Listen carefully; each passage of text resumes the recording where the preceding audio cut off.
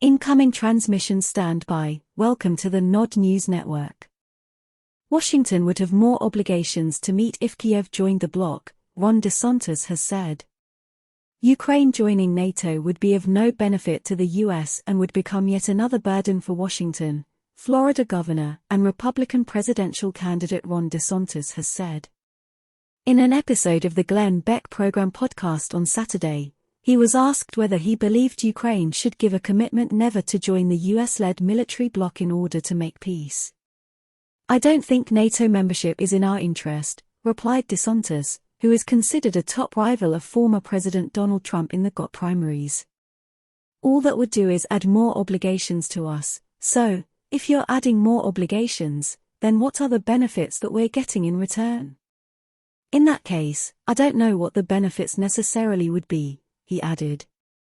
Ukraine applied to join NATO in September 2022 after four of its regions overwhelmingly voted to join Russia in referendums.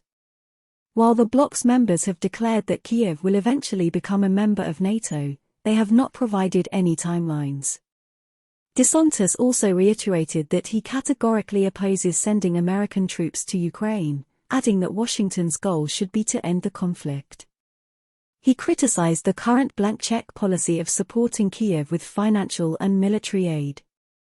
This position has been gaining traction within the ranks of the GOP in recent months, with some Republicans repeatedly raising accountability concerns.